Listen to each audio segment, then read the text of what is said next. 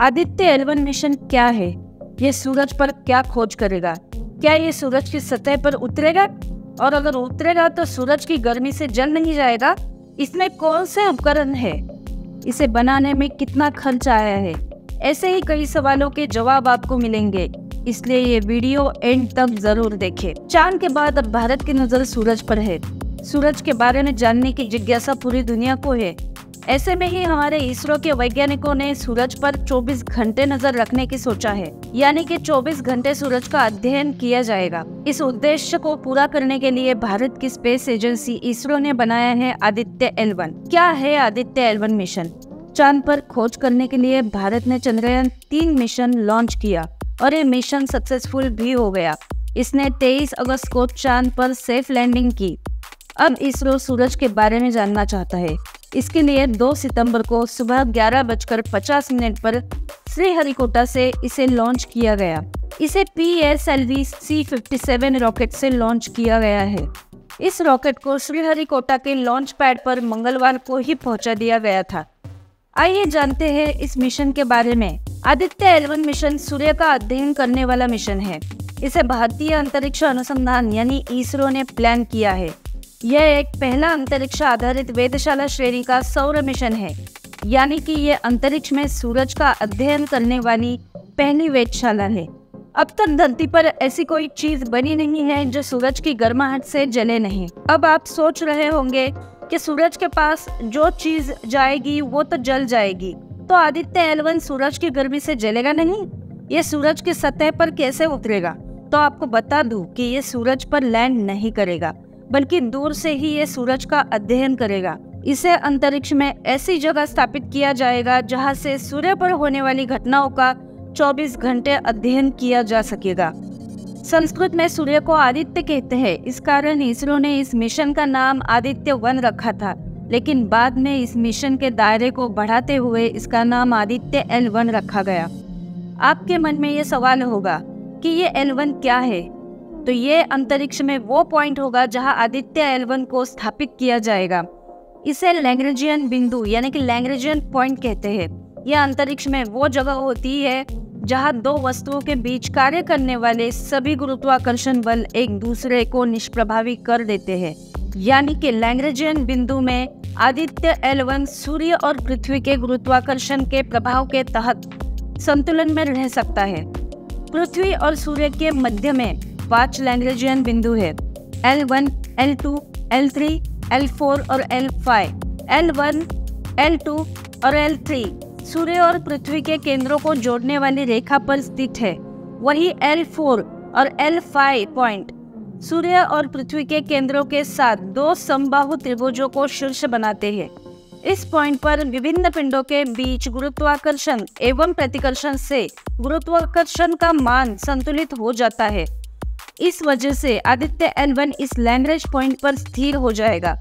L1 point पृथ्वी से 1.5 million kilometre दूर है। इस मिशन में इसरो ने कई सारे उपकरण लगाए हैं, जिससे हमें सूर्य के बारे में इंफॉर्मेशन मिलेगी। पहला उपकरण है विजिबल एमिशन लाइन कोरोनोग्राफ यानी कि VELC, जो सौर कोरोना और चुंबकीय क्षेत्र की जानकारी देगा। इसका दूसरा उपकरण है सोलर अल्ट्रावायलेट इमेजिंग टेलीस्कोप यानी सूट, जो सूर्य की फोटोस्फीयर और क्रोमोस्फीयर के बारे में अध्ययन करेगा। तीसरा उपकरण है Aditya solar wind particle experiment यानी ASPEX, जो कि सौर उत्सर्जन और विचलन का डाटा कलेक्ट करेगा। इसमें plasma analyser package for Aditya यानी कि PAPA लगाया गया है, जो सूर्य पर आने वाले तूफानों और विचलन के बारे में जानकारी इकट्ठा करेगा।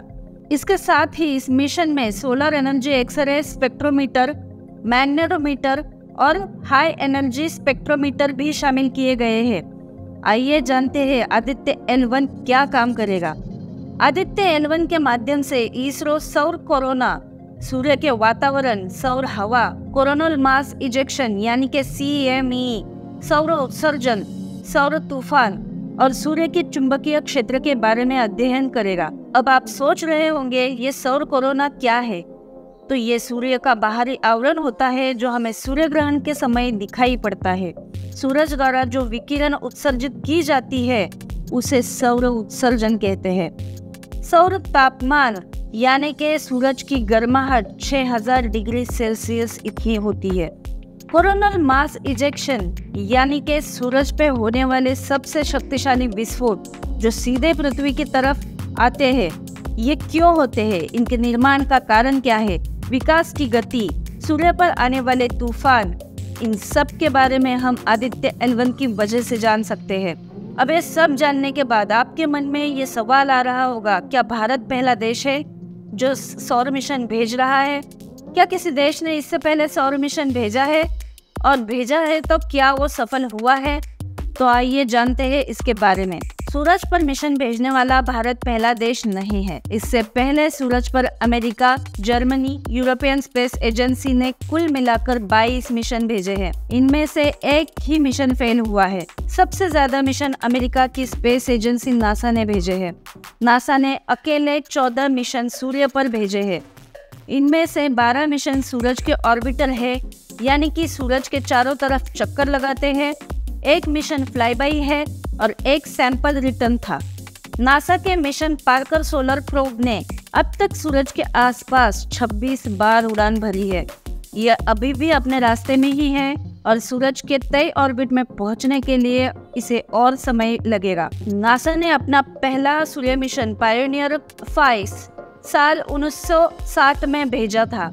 वहीं जर्मनी ने अपना पहला सूर्य मिशन 1974 में नासा के साथ मिलकर भेजा था। यूरोपियन स्पेस एजेंसी ने भी अपना पहला सन मिशन नासा के साथ मिलकर 1994 में भेजा था। इसने नासा के साथ मिलकर 3 मिशन भेजे और अकेले सिर्फ एक मिशन भेजा है। अब आप सोच रहे होंगे आदित्य L1 के लिए कितना खर्च आया होगा, तो आपको बता दूं कि अंदाजन इसके लिए 378 करोड़ की लागत आई है। इसमें लॉन्चिंग का खर्च शामिल नहीं है। इसे पृथ्वी से L1 पॉइंट तक पहुंचने में तकरीबन 4 महीने का वक्त लगेगा। आदित्य L1 के वैज्ञानिक कैमरा की मदद से हमें सूरज की हाई रिजोल्यूशन तस्वीरें भी मिलेंगी। ऐसी ही अपडेटेड जानकारी के लिए सब्सक्राइब करें हमारा channel it's real think unlimited. जय हिंद, जय भारत।